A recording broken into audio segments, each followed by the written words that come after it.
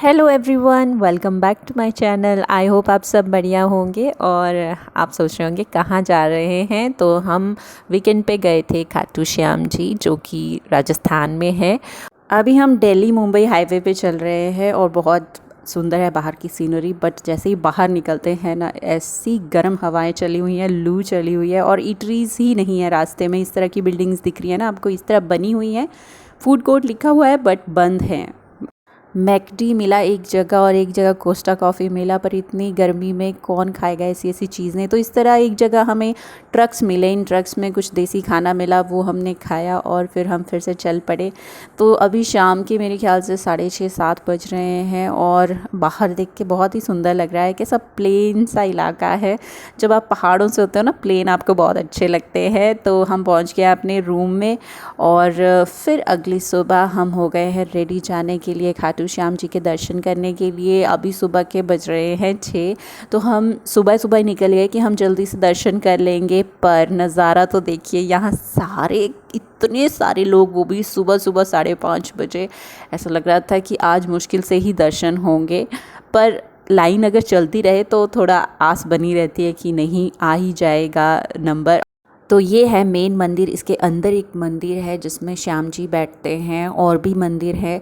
अब पहली बार जाते हैं ना, आपका ध्यान ही नहीं होता है कि कहाँ देखना है, क्या हो रहा है, और पुलिस वगैरह होती है, बस आगे आगे धकेलते रहते हैं। एनीवेज हमारा जाना था पेंडिंग, तो वो हम जाके आ गए हैं।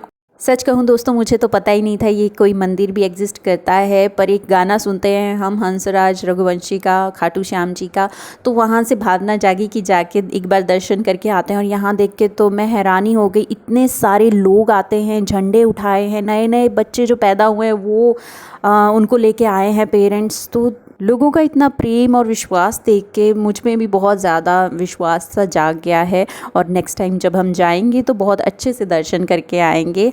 फिर हम निकल गए घर के लिए। घर में तो ऐसा होता है, आके आपको सुकून मिलता है और जो आपके पेंडिंग काम होते हैं उनकी तरफ आपकी नज़र जाती है। तो ये घड़ा अब की बार गर्मियों में लाई थी मैं फ्रेंड्स, आपको भी बताया था। इसका आउटलेट ख़राब हो गया, तब भी यूज़ कर रही थी, पर अब ये लीक करना स्टार्ट कर दिया है। तो मैंने सोचा कि अभी इसको फेंकते नहीं हैं, अभी इसमें थोड़ा सा कलर वगैरह करते हैं, इसको सुंदर बनाते हैं। इस घड़े की शेप भी थोड़ी सी अलग सी है, जैसे गोल होता है वैसा नहीं है, ये थोड़ा लंबा सा है, सुराही टाइप। और मुझे लगा कि एज अ शो पीस बहुत अच्छा लगेगा ये। अब कलर की चॉइस मुझे समझ नहीं आ रही थी, येलो करूँ या ग्रीन या ब्लू। फिर obviously blue is my favourite, तो मैंने ब्लू ही किया। जो ये कलर करने की प्रोसेस है ना, बहुत ही ज़्यादा पीसफुल रहती है। ऐसा लगता है कि जैसे आप काइंड ऑफ मेडिटेशन कर रहे हैं। और ये डिपेंड करता है, अगर आपको अच्छा लगता है कलरिंग वगैरह, ड्राइंग वगैरह, तो आप वो फील करते हैं।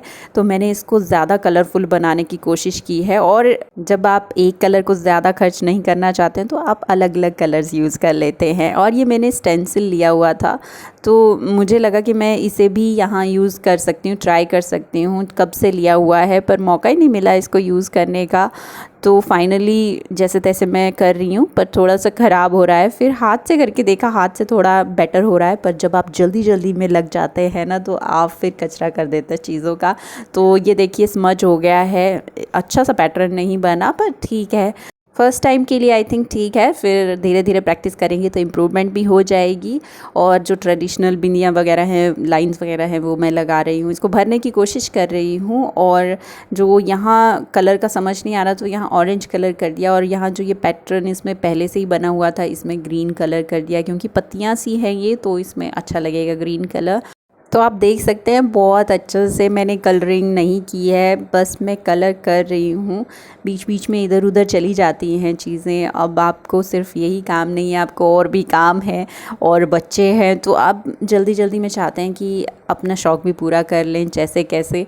तो अभी थोड़ा बहुत हो गया है। और ये जो हाईलाइटिंग सी होती है, जो बाउंड्री वगैरह आप बनाते हैं, इससे थोड़ी चमक आ जाती है चीज़ों में। तो बस मैंने देखिए लगा दिए हैं, ताकि दूर से जो देखें ट्रेडिशनली अच्छा लगे। तो मेरे पास कुछ ये आर्टिफिशियल फ्लावर्स थे, इनका वास जो था वो बहुत पुराना हो गया था, खुद ही बनाया था मैंने। तो इसलिए मैंने सोचा ये घड़ा जो है ये खुद भी एक शो पीस बन जाएगा, बहुत सुंदर लगेगा। और इस तरह अगर इसके अंदर ये आर्टिफिशियल प्लांट्स लगा दें तो ये और भी ज़्यादा सुंदर निखर के आएगा। तो इस तरह दोस्तों घर पे पड़ी हुई चीज़ों से आप एक तो अपना शौक़ भी पूरा कर सकते हैं और दूसरा एक अच्छी चीज़ बना के उसको फिर से यूज़ भी कर सकते हैं। मुझे बस एक ही कंसर्न था कि बहुत ज़्यादा कलर यूज़ होगा, इसमें बहुत खर्चा हो जाएगा, बट ऐसा नहीं है दोस्तों। अगर आपका घड़ा गीला है और अगर आप कलर कर रहे हैं तो बहुत अच्छे से कलर हो जाता है। सूखे घड़े में बहुत ज़्यादा कलर एब्जॉर्ब होगा, आपको पानी यूज़ करना पड़ेगा। तो इस तरह अगर आप मल्टी कलर यूज़ करते हैं तो आपको ज़्यादा वो फील नहीं होगा कि बहुत ज़्यादा कलर लग गए हैं। चलिए बढ़ते हैं अगले रीयूज़ की तरफ और हम करने वाले हैं इस टूटी हुई प्लेट को रीयूज़। इसके जो छोटे मोटे टुकड़े हैं वो भी मैंने रखे हैं, उसको जोड़ लिया है। और ये एक खाली पड़ी हुई बॉटल थी तो इसको मैं सोल्डरिंग आयरन यूज़ कर रही हूँ। अब की बार मैंने ये नई परचेज़ की है क्योंकि प्लास्टिक को कट करने के लिए बहुत ईजी रहता है। तो इस तरह इसे लगाने वाली थी तो ये बहुत ही बड़ा लग रहा था, तो मैंने सोचा कि इसको और आधे में काट लेते हैं। तो इस तरह काट लिया है और ये इसको हम ग्लू गन से चिपका देंगे। आप देख रहे होंगे प्लेट को मैंने वाइट कर दिया है। पहले मैं सोच रही थी इस पे मैं ड्राइंग करूँगी, पर ड्राइंग मैंने ऑलरेडी मटके पे कर दी है तो अब मन नहीं कर रहा था और ज़्यादा कलरिंग करने का। अब कलर्स अगर पड़े रहते हैं तो बच्चे फिर उसको छेड़ते रहते हैं, इसलिए अब की बार ये जो ब्राउन पेपर्स बचे हुए हैं रखे हुए हैं इनको ज़रा रीयूज़ कर लेते हैं। इनके लिए तो मैं अपनी पुरानी टेक्निक ही चला रही हूँ। स्ट्राइप्स में काट दिया है और इस तरह मैं 3 फोल्ड कर दूँगी। अब इस तरह फ़ोल्ड करने से ऐसा है कि जल्दी फ़ोल्ड हो जाता है, मतलब ट्विस्ट करने के कंपैरिजन में ट्विस्टिंग में बहुत टाइम लगता है, पर वो भी हम करेंगे आगे, डोंट वरी। तो इस तरह देखिए ये स्ट्राइप्स बना दी हैं और अब हम ये जो हमने बास्केट लगाई है इसके ऊपर धीरे धीरे हम इन्हें चिपकाते जाएंगे। आप जब भी मेरे YouTube चैनल पे देखेंगे आपको ज़्यादातर ब्राउन पेपर के क्राफ्ट्स ही मिलेंगे क्योंकि इनमें कम पैसे लगते हैं, ओनली ग्लू गन यूज़ होती है और जो वेस्ट है वही मैं यूज़ करती हूँ। तो ये जो स्ट्राइप्स लगा रही हूँ मैं, पहले मैंने बीच में लगाई, फिर धीरे धीरे साइड्स में और फिर इनके गैप को भरते चलेंगे। अगर आप एक साइड से चलेंगे तो हो सकता है अलाइनमेंट की थोड़ी सी प्रॉब्लम हो जाए। तो इस तरह देखिए ये कंप्लीट हो गया है और ये जो बाकी बीच बीच में दिख रहा है इसको मैं ऐसे ही रखूँगी, अच्छा लग रहा है ऐसे देखने में। और ऊपर से एक और स्ट्राइप लगा दी है। अब बचता है इस प्लेट का काम, तो इसके लिए मैंने वही ट्विस्ट कर दी है स्ट्राइप्स और अब मैं चोटी बना रही हूँ और इस चोटी को मैं इस प्लेट और इस बास्केट के ऐसे राउंड राउंड लगा दूंगी तो एक सर्कल जैसा पैटर्न बन जाएगा और बीच में ये जो वाइट चीज़ है ये इसको ऐसे ही छोड़ दूंगी। ये चोटी वाला पैटर्न ऐसे ही सर्कल में कंटिन्यू होता रहेगा और इस तरह फाइनल इसका लुक आएगा। और इसमें आप आर्टिफिशियल प्लांट रख सकते हैं या कोई आपकी घर की चीज़ें हैं छोटी मोटी वो भी रख सकते हैं। तो मैं इसमें लगाऊंगी आर्टिफिशियल प्लांट और इस तरह देखिए टूटे फूटे या वेस्ट चीज़ से आप कुछ ना कुछ बना सकते हैं।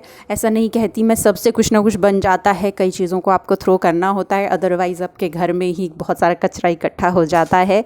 ये मैं दोस्तों सिर्फ आपके लिए ही नहीं बोल रही हूँ, मैं खुद के लिए भी बोल रही हूँ कि जो चीज़ अगर पड़ी है उसका कुछ बनाना है तो जल्दी से बना लो, नहीं तो उसको फिर फेंक दो।